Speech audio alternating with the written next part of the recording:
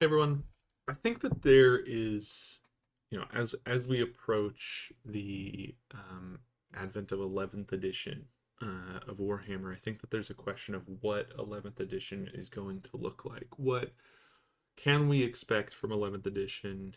Um, is it going to be a full reset like it was in 10th edition? Is it going to be a partial reset where the codexes continue over? Um, I think that these are good questions, but I want to ask a different one. Um, I want to ask, what do we want 11th edition to look like? How should Games Workshop balance and design the game, and what should be their top priorities in doing so? We've officially kind of exited um, the area of my channel where I have um, a set order where things necessarily make sense about the topics that I hit, and they always build on each other. All my topics will build on the first few that I covered.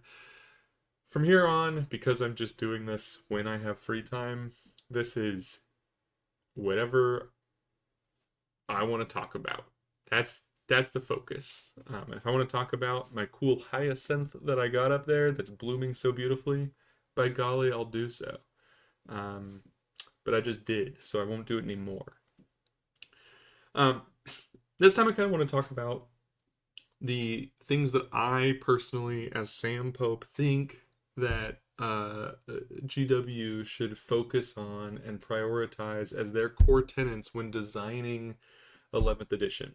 I'm releasing this video now because they're designing the rules now, I'm sure. I'm taking my best guess that they are pretty likely, based on all the codexes being out, to be developing 11th edition currently. And I want to make some recommendations about how they should focus on designing the game so that it can be the best game it can be and the best state it's ever been. Which I think most people would agree.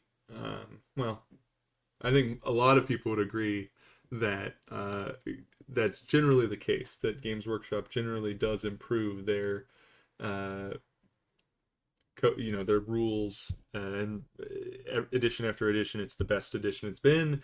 Is there still problems? Is there things that is missing? Sure, but they're getting better each time. So let's continue that trend with 11th edition. So the first thing that I think Warhammer should be, or should do, is I think that Warhammer should feel strong. The rules that they design should feel powerful. I think that a core tenet of game design is that players, when playing a game, should um, obviously they should enjoy doing it, and one of the best ways to get players to enjoy playing a game is to make them feel like their rules are strong and powerful, and to be in a position where they are um, excited to use their rules because of how strong they are. What this comes with is the struggle of, you want to make rules that feel strong but aren't necessarily too strong. The This is, an idea of, let's make rules that are exciting to use and are strong but aren't overwhelming to the game and aren't, destroying the game. I think that the way that this can be done is, I'm going to kind of tie this back to the 3Ds, the three pillars of competitive play that I defined back in my first video, being deliverability, durability, and damage. Those three things are kind of the core axes around which the Warhammer world revolves. And if you're designing rules, I think that you could think about it in terms of, let's make it so that every army or every list can be really good at one and then not that good at the others. Or you could design it so that, hey, every army is great at one and like okay, medium at the others. Or you could design it so that, like, hey, every army has ways that they are good at all three of them. I think that um, we should do the last one. We should focus on making these rules, and every army specifically have tools that feel strong. And the best way for them to feel strong is to make sure that they have rules that address all three core pillars of competitive play. Make sure that every army is deliverable. Make sure that every army can deal damage. Make sure that every army has durability. Like, the more archetypes that you can make that hit that threshold, the better the game is going to feel. And obviously, we need to be careful not to step over the line. That is going to come with practice, and I think that Games Workshop has a good amount of it with how regularly they've been releasing updates.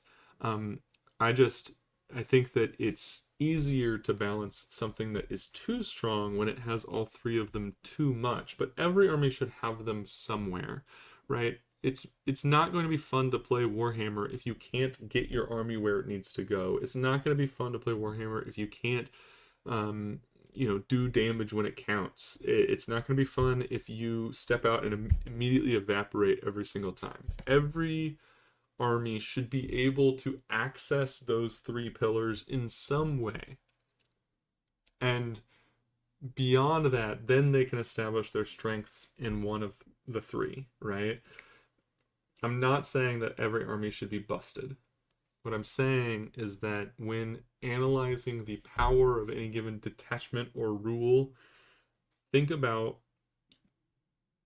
the rule in the context of the other rules that the army has. Developing a rule that is, hey, I'm going to give this unit 6-inch deep strike, so let's not give it anything else strong. Let's sit and think for a second. Does it already, that's good deliverability. Does it have a way to do damage with that deliverability? If it's a melee unit that can only 6-inch deep strike and not charge after, then no, it can't do any damage afterwards. Is it durable? Well, if you don't give it a durability strat and the data sheets themselves aren't, then no, they're not. And so suddenly the 6-inch deep strike is no longer going to be very strong because it's just deliverability without any of the other rules. You can also look at it and say, all right, let's give this army 6-inch deep strike. But hold on a second, they already have Oath of Moment and a lot of shooting damage. So if we give them this, deliverability, they'll have the durability in spades as well. So we need to be careful with the amount of durability we give. We should give some, but let's give a weaker durability strat there. Let's give, -1 to hit maybe as a strat to one unit. Or maybe a regeneration strat of some sort, because those are probably the weakest ones. Let's give all of them, but let's be careful with the amount that we're giving to each one. And they can come up with their own internal way of maybe ranking each rule, and so you can say, yes, do they have them? Once you've checked the box, yes, they have them. From there, let's be careful about how much they have. I think that the game will feel better if this is the case. And the goal being that you have less armies and less play styles that are just no good forever. I think that is a worthwhile effort. So let's give our darndest there. I think that there's multiple philosophies. You could make a game where the armies feel like you have one strong thing and then the other things don't, and it feels strong over here. But I think that they're honestly going to have a harder time balancing armies if they embrace that game design and balance style, because you're going to have armies that are really good at something, and it's going to overwhelm these other armies no matter what you do to make their one thing they're good at better. Because this army is good at deliverability so well, it's always going to beat the other army that's good at durability. And that, that's just an example. I'm not saying that one is necessarily always going to win over the other, but I think that it's harder to balance if you don't accept from the start that you're going to give all of the detachments and builds all three. And I think it also makes balancing easier. If you say, I'm going to make a detachment now, let's make sure it has all three of these checklists, it makes it easier to pick out the strats that go in each thing. I would hope. All right, that's enough on that. The next thing that I think that Games Workshop should focus on in 11th edition is embracing consistency. I thought about putting this in the feel strong category, and honestly, maybe it just should be. But I wanted to separate this out as a separate point because I feel like for a while now, Games Workshop has flirted with consistency and struggled to um, figure out its own philosophy on whether consistency is a good thing or a bad thing. If an army is consistent, it means that it has lots of rerolls. It hits on a high number. It has a lot of attacks. Essentially, when your unit attacks into something that you really want to kill, you can feel confident that it's going to happen. That's a consistent army. That's a consistent rule. And in a dice game like 40K, to be honest, this is a hot take. I'm prepared to defend myself in the comments if I need to. I just think that, and I'm not saying that every rule should be able to do everything all the time. What I'm saying is that there are certain rules where sometimes you spend a resource or you do something and you get nothing out of it. Nothing happens at all. And that's not a good feeling. And it's a bad game design, in my opinion, to have a player attempt to do something and get nothing out of it. And in fact, be punished for trying to use their rules. I would say an example of this is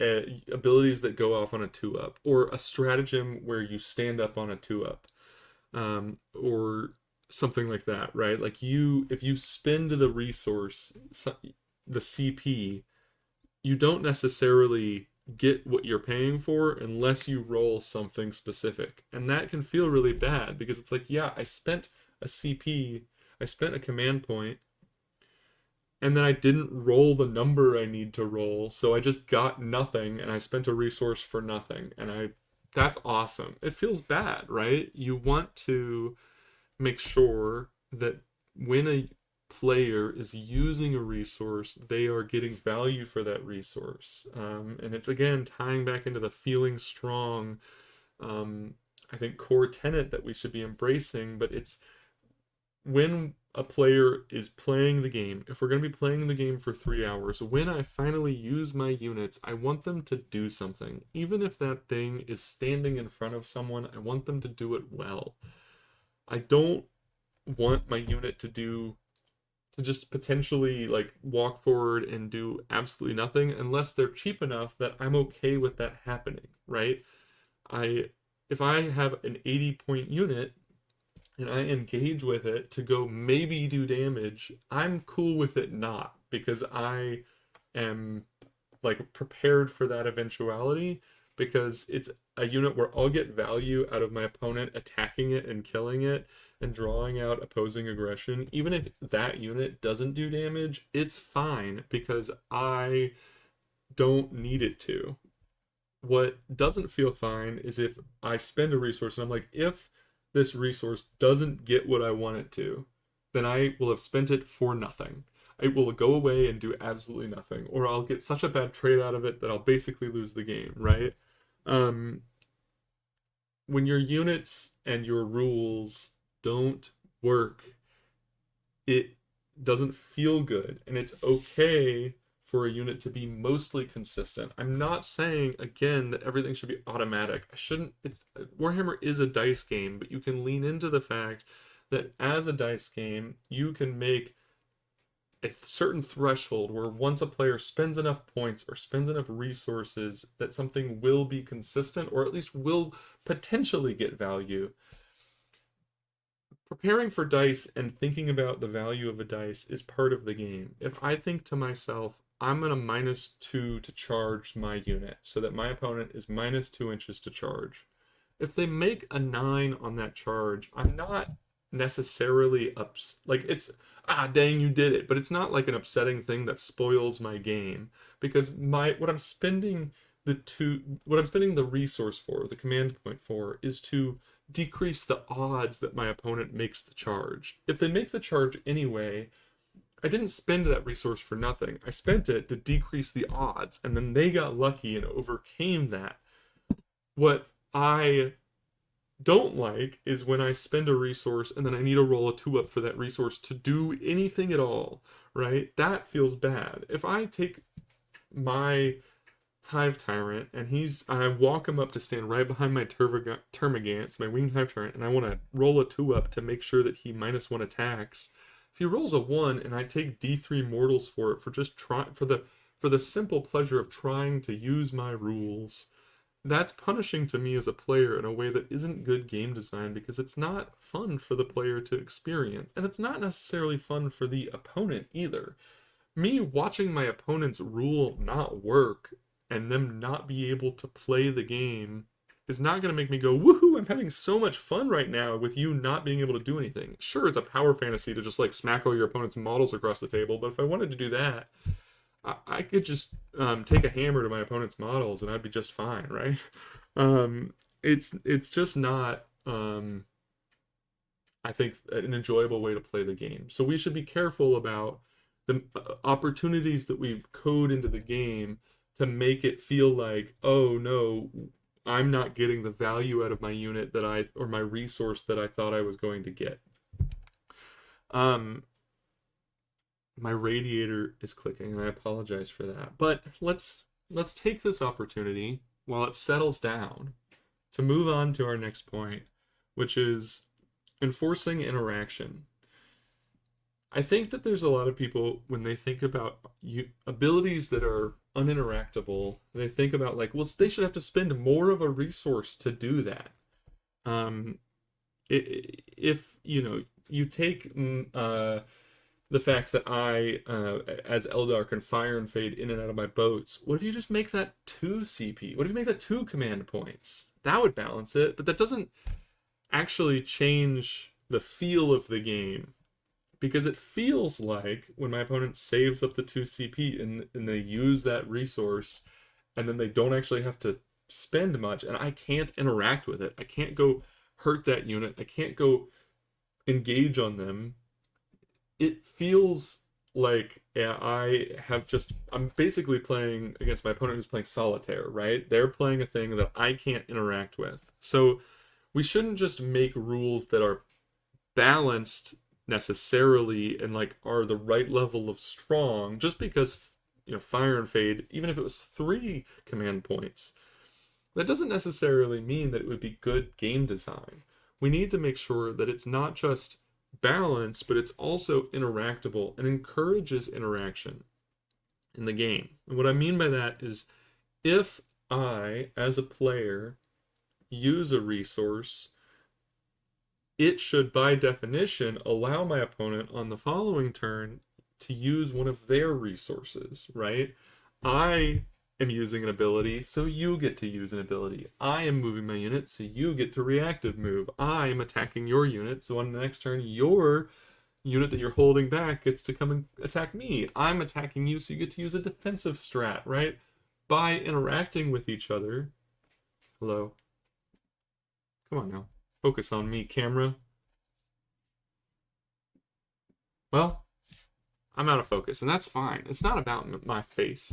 By using those resources, I am not upset when my opponent gets to use them as well. But if I am using resources that my opponent doesn't get to interact with, that feels bad. And it is not a fun way to play Warhammer, right? Indirect fire as a whole is a bad mechanic for the game of Warhammer as it currently stands and as it has existed for the past while, because what it does is it first completely overcomes all 3 of the 3 pillars of competitive play, because it's damage that's immediately deliverable anywhere to the board, and it is completely durable because you can use that unit 5 times in a row pretty much every time if you're just hiding in your backline. So the only thing, and the reason why indirect so consistently is such a problem in the game, is because it just needs to accidentally do damage. It just needs to accidentally do damage once, and suddenly this unit is going to be super strong, because all indirect fire is infinitely deliverable and infinitely durable. And so if they slip up one time in game design and make it do damage with rerolls on accident that's somewhere else and gets combined with X, and suddenly this unit does damage, it's going to be the most miserable thing in the game, because not only is it obviously overtuned, but because it's overtuned, it's uninteractable in the same way. Um, Not because it's overtuned necessarily. Things can be overtuned and still be interactable, but um, the indirect fire is going to be overtuned in a way that your opponent can't fight back against. If someone shoots me with indirect fire, it doesn't, just because they're spending a resource, even if they had to spend a CP or points to shoot me across the board, it doesn't mean that I get to then hit them back. I don't get to use my rules against them just because they hit me. No, they hit me, and then I get to sit there and be like, well, you didn't expose anything, so I guess I'll hang out. Something that Games Workshop has done very well with enforcing interaction, I think, is secondaries in 10th edition. In 9th edition, secondaries were army by army. There were universal ones as well, but what that did was sometimes they would slip up and have certain armies that would have not very interactive secondary play.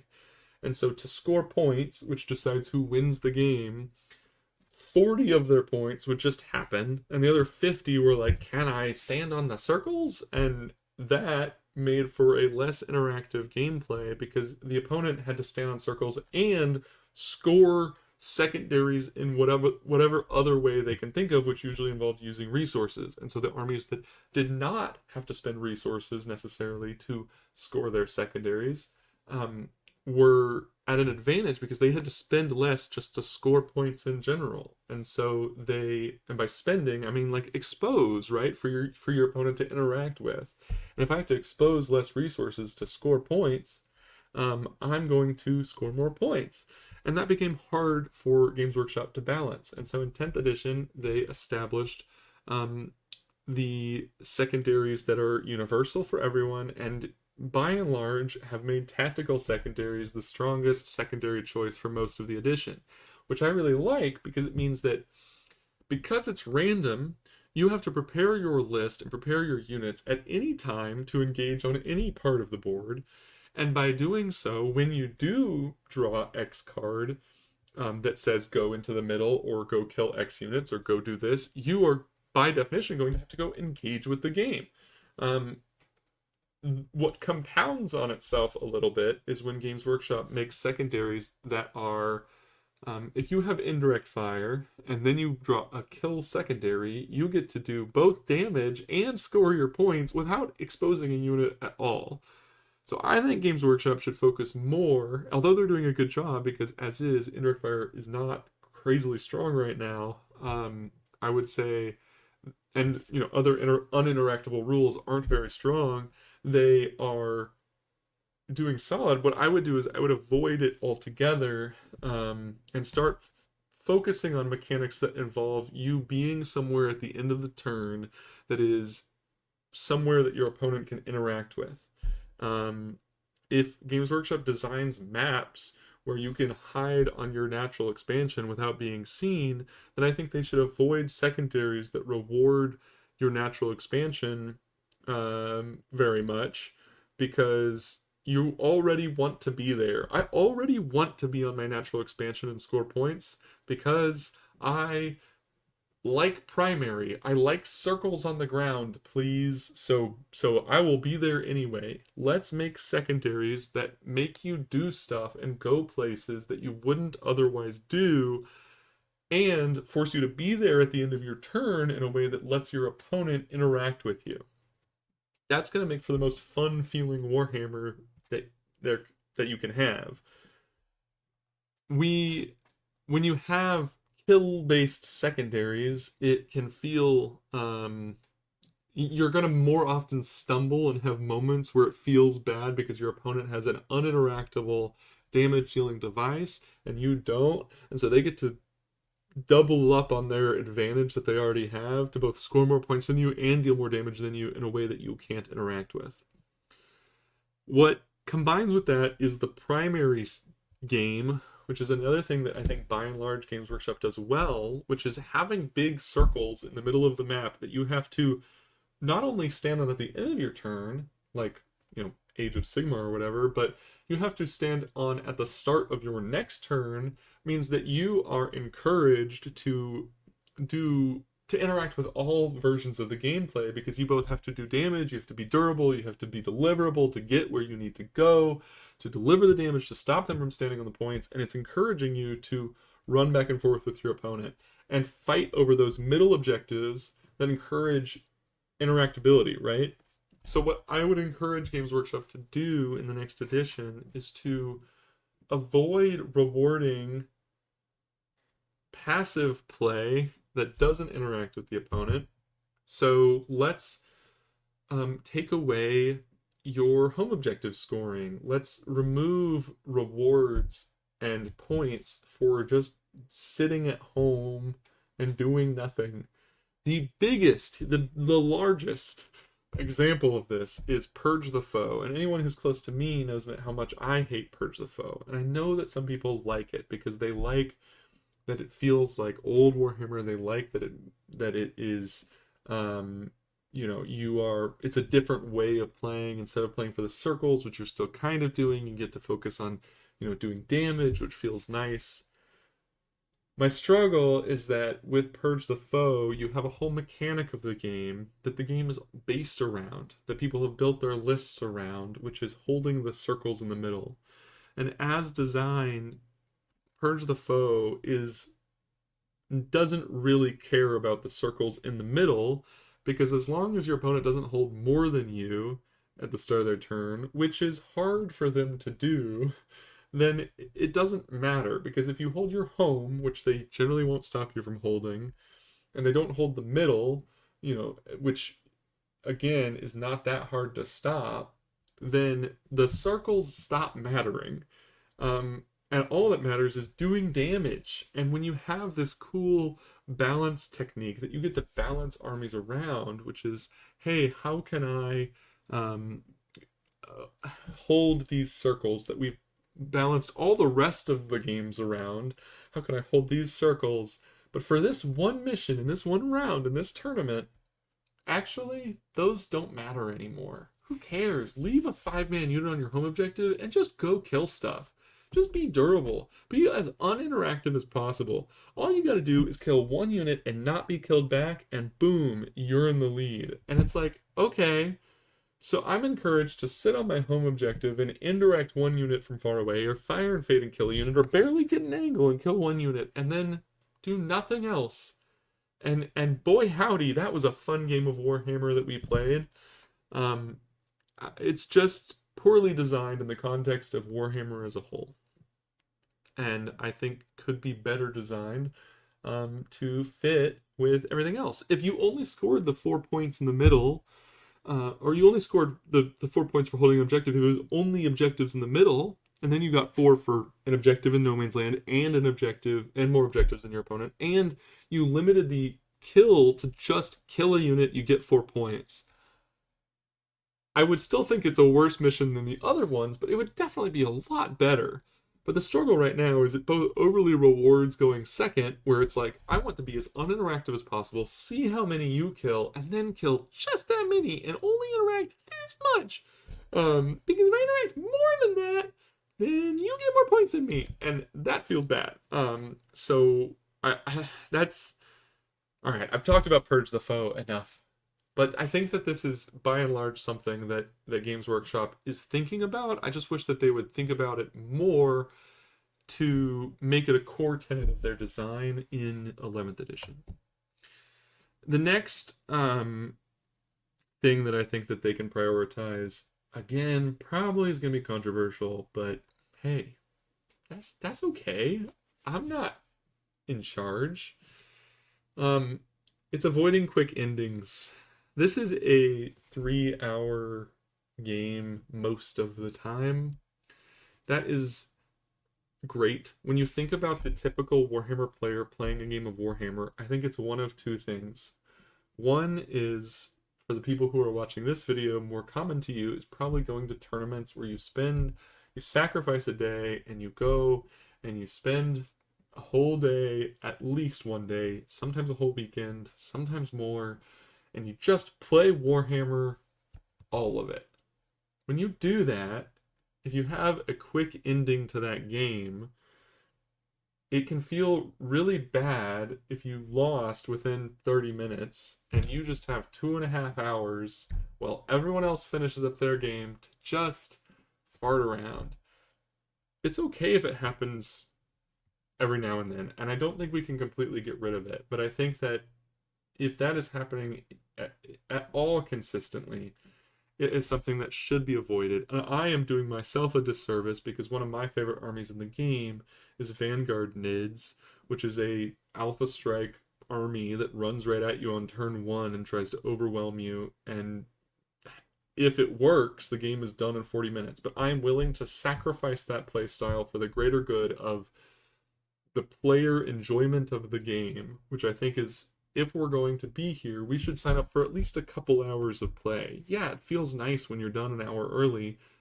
We can be done an hour early and cool, but we don't want to be done 2.5 hours early because that stinks. That's not fun at all.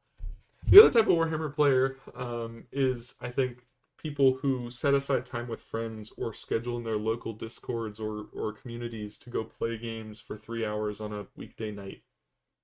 And I would say the same is true for them, where it does not feel great to schedule a time with someone, a friend, or someone in your community, show up after setting aside that night, and you play for 30 minutes and get demolished. I would rather play for the time that I've allocated to my hobby. And so we should focus on trying to limit abilities and armies and rules that encourage quick endings to games. Yes, sometimes there will be such a skill differential that it will happen, but we should by and large avoid it where we can, um, and just keep it at the back of our mind of like, is this a rule where two equally matched players can show up to the table, but if one gets a little lucky, the game is over in 30 minutes and they don't have to think about it anymore. Let's avoid that where we can, is my only recommendation. And I'm sorry to the Index World Eaters players who have been chasing that high ever since. I know how good it feels to just wipe an opponent from the table and have them be like, well, I guess there's nothing. I guess I'm done. And you go, yeah, great. I have 2.5 hours. I can go home early if it's the last round of the day or whatever. But it doesn't build good community. It doesn't build good game feel. And I, by and large, am not walking away from those games being like, wow, what great Warhammer I just played. That was some real Warhammer. Woohoo! It's just not that. And your opponent certainly isn't feeling that way. Even if they enjoyed you as a person, it's a bummer to sign up for 3 hours of something, 4 hours of something, and then walk away after just 45 minutes. If you want to play a 45-minute game, play a different war game. Kill Team is waiting for you, I assume. I've not played, but I assume it's faster. The next tenet that I think that we should focus on in 11th edition is being incrementally approachable. I understand that I phrased this in a weird way. I apologize. I think that I understand that at the end of the day, we live in a society where Games Workshop would like to prioritize in its game design growing its player base. And I also would say, even apart from that, I, as someone who exists, would like to have more people who play Warhammer. I like Warhammer. If more people play it, that's good for me. So I would like to make, in 11th edition, I would like a core tenet of the game design to be, let's make this game approachable. Games Workshop did focus on this in 10th edition with its catchphrase, simplified, not simple. They wanted to make the game easier to understand, but not boring, not simple. And I agree with that. Honestly, I think that it's an admirable take to how the game should be balanced. I do think that the game should be simplified, but not simple.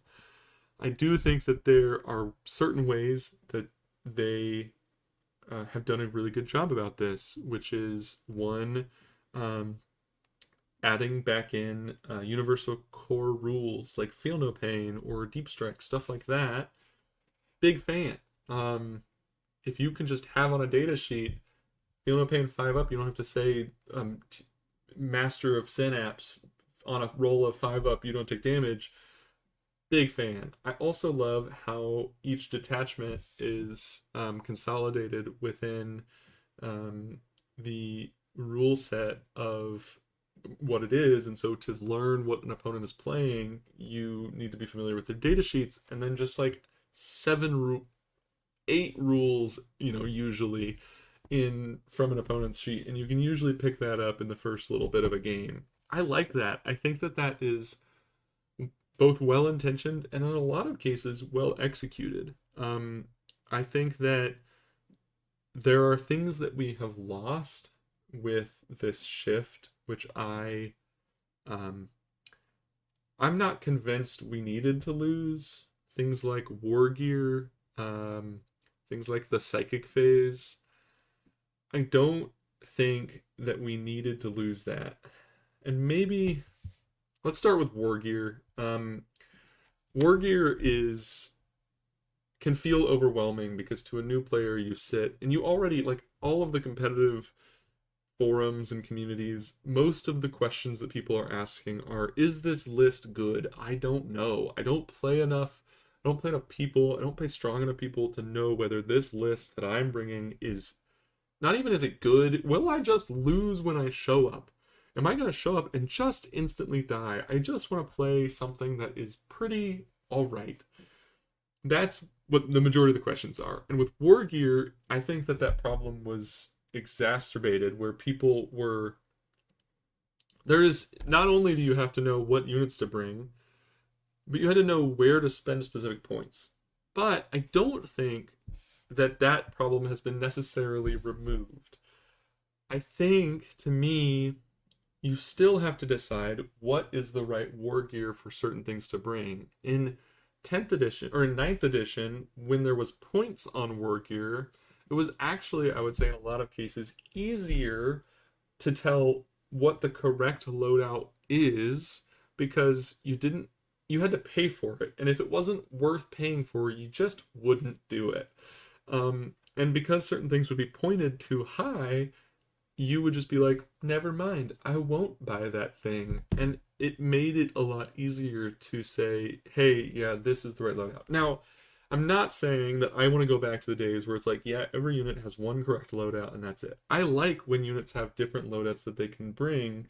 And so I like that Games Workshop has pivoted from having just different data sheets with different war gear on it that you can take whatever of to let's take different, like, let's separate out data sheets. This is Acolyte hybrids with flamers. This is Acolyte hybrids with auto pistols.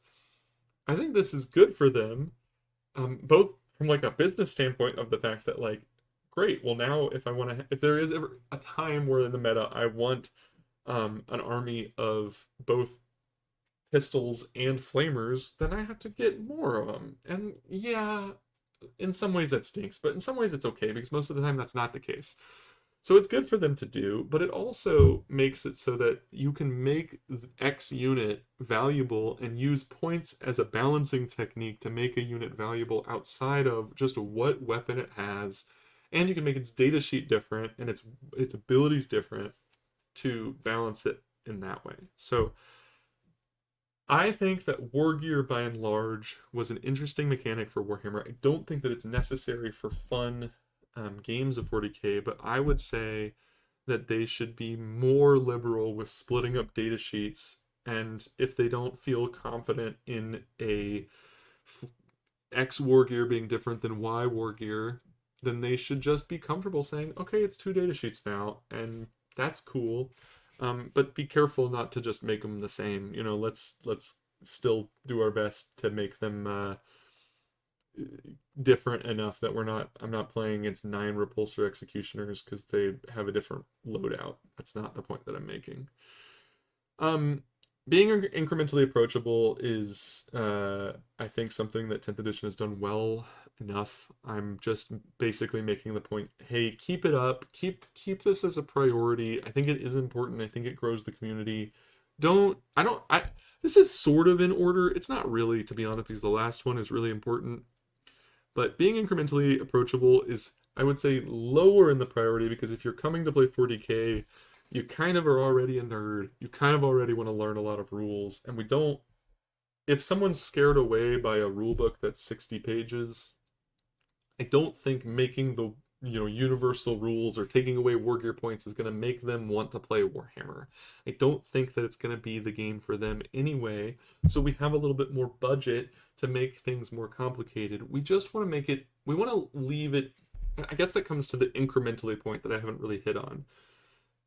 Let there be steps for how someone can get into the game.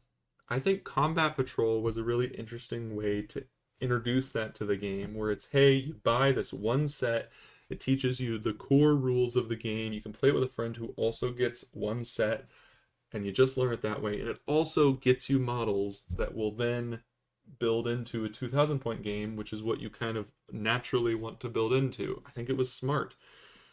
You can also say, let's play games without stratagems, or let's play games where we both take the same detachment we've always taken, or only with core stratagems, or let's only play primary. Like, there's ways to learn the game incrementally if it's overwhelming. Let's standardize those a little bit. And then we can make the top level of play, the top competitive play, more complicated than it is now, by making the steps more defined. Combat Patrol to X middle thing that's 1,000 points, to Y. Like, this is how you should learn the game. If you're learning, like in the core rules, say, if you're learning the game, start by doing this, then play this. And then you can play 2,000 point armies once you're comfortable with those two. And then introduce Y.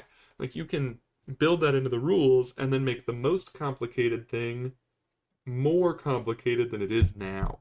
And in that way, we can reintroduce the psychic phase, which I really want back in the game.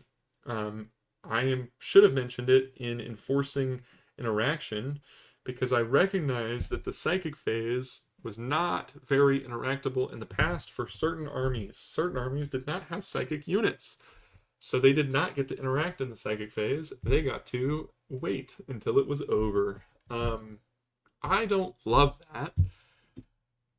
So what I would say is, make, for those armies, either give them small ways to interact, like sisters in their like deny the witch things or whatever, or make the psychic and slash or make it fast. Let's knock it out really quick. Make it so you can cast 2 spells or something. Every army can cast 2 spells, and then we're done, and we move on to the things that everyone can interact with.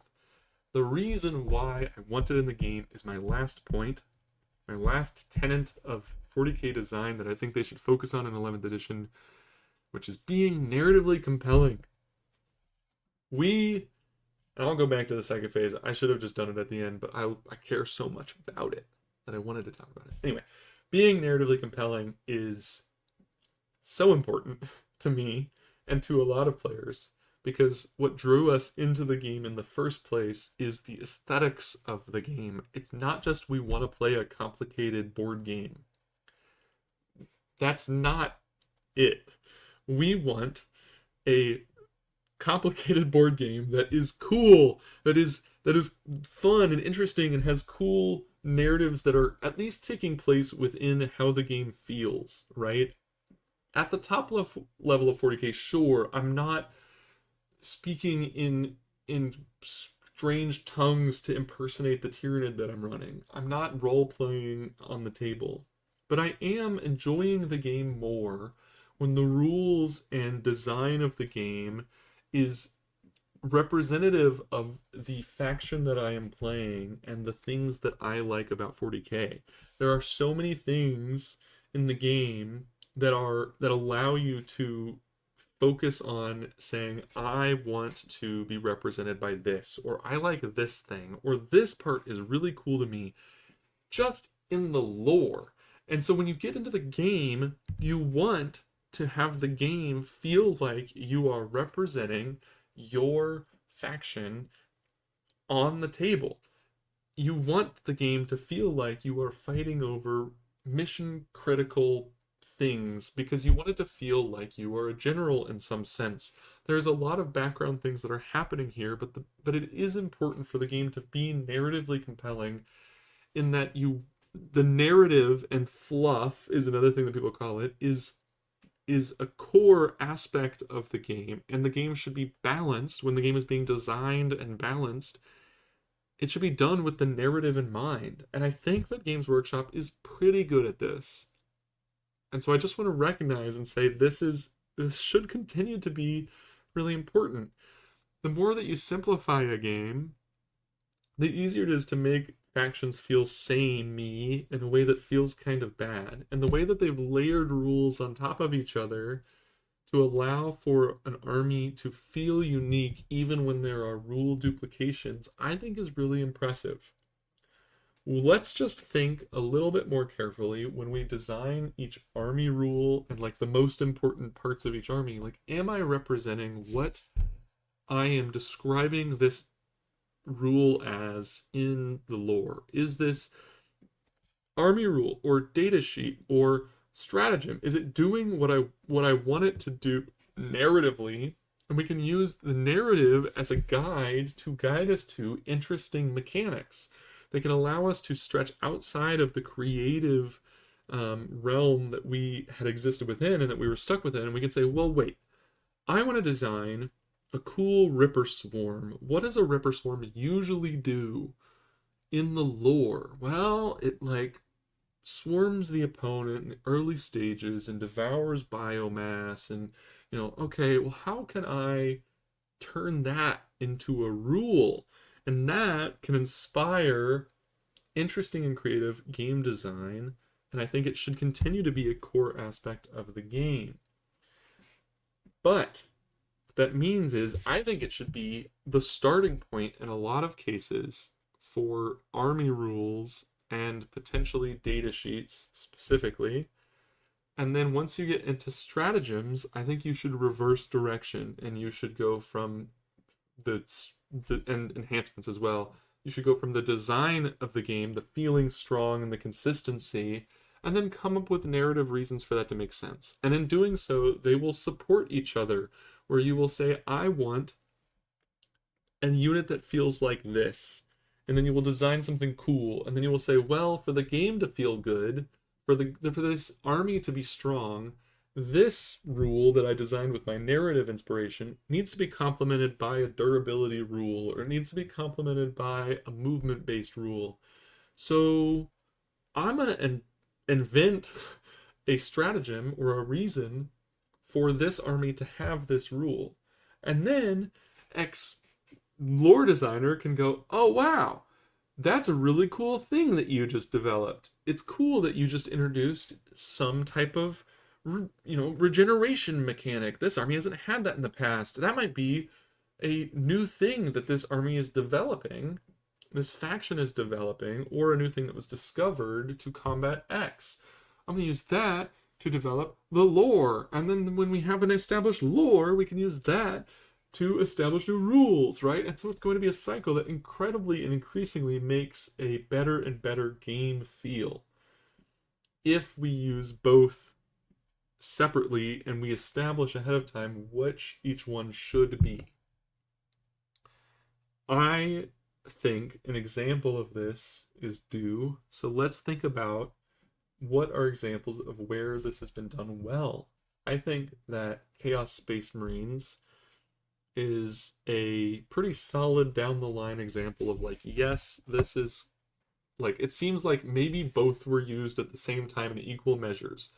We want something strong, good for damage. We want, but from a base standpoint, Chaos Space Marines are a faction that is giving up their, freedoms and their autonomy to have more power.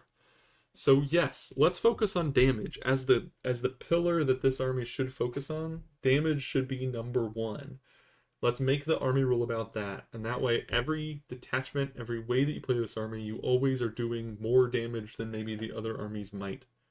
Correct. And let's make it narratively compelling by making it so that you have to take a leadership test or you take damage.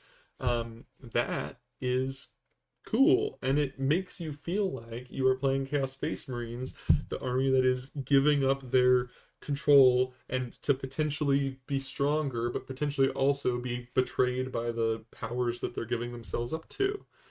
Um, let's think about the uh, army that's like Space Marines. That's a good one. Ultramarines have had Oath of Moment for a while. Oath of Moment is interesting, but it seems to me like it potentially started as game design where they were like, let's make a damage buff that's consistent.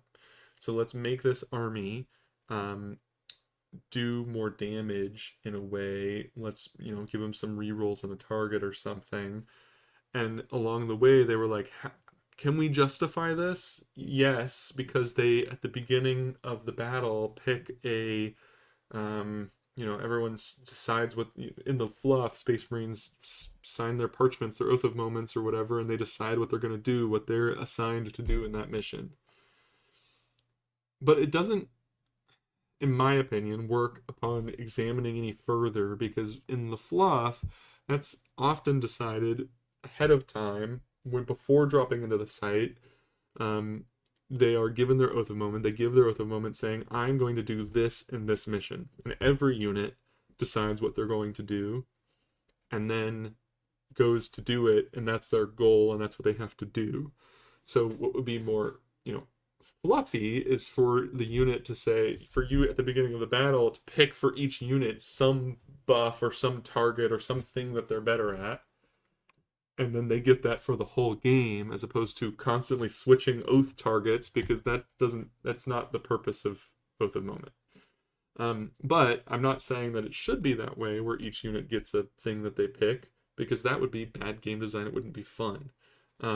Because you would have to track all of your different units and it would be like the Drukhari pain poisons from 9th edition. It's not going to be good 40k.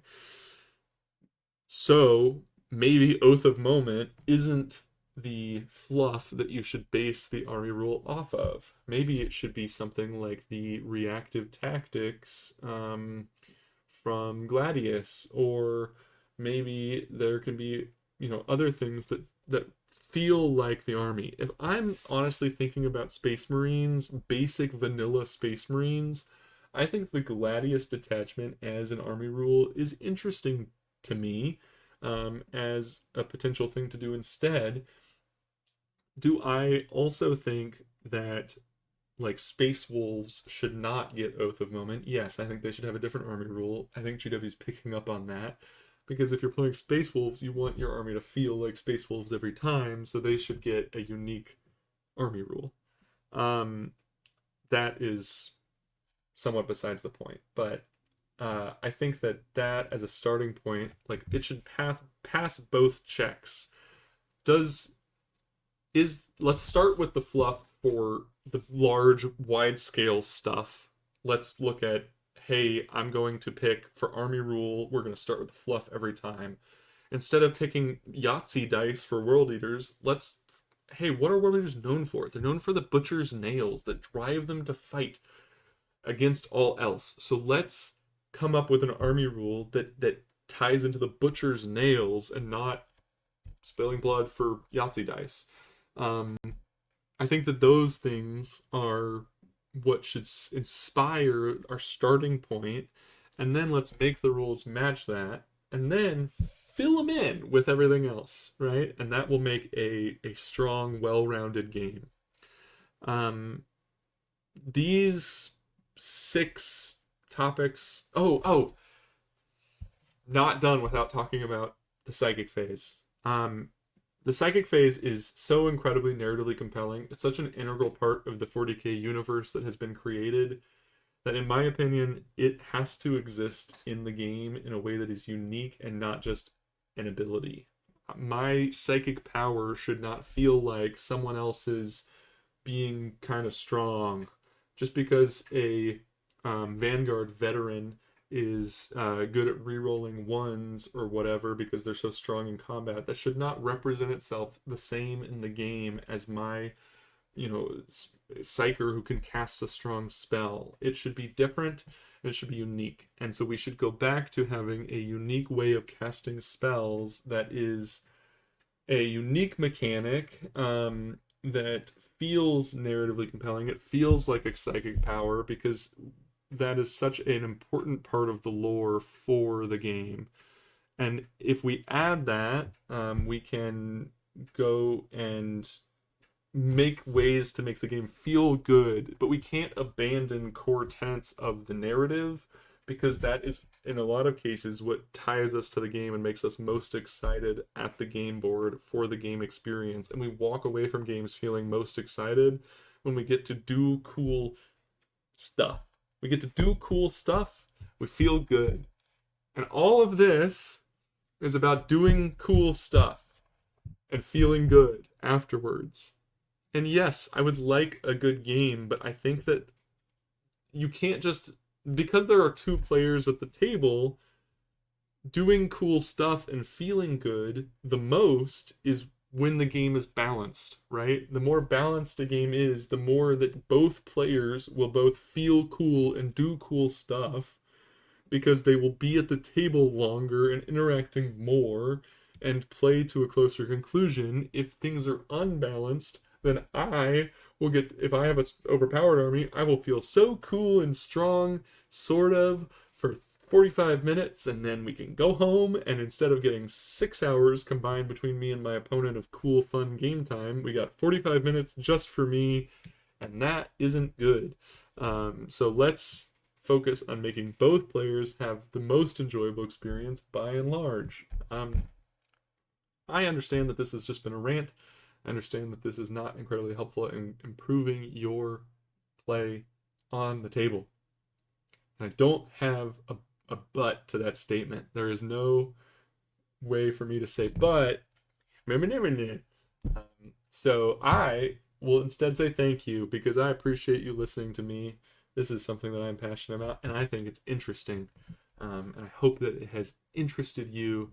And I will, I'm sure, have a video in the future to make it up to you specifically, one person that I'm talking to, or all the people, where I will give game advice and give more specific, instead of going on a philosophy rant about 40k, I will talk about specific ways to improve your fight phase or something. I promise. I appreciate you guys. Thank you so much.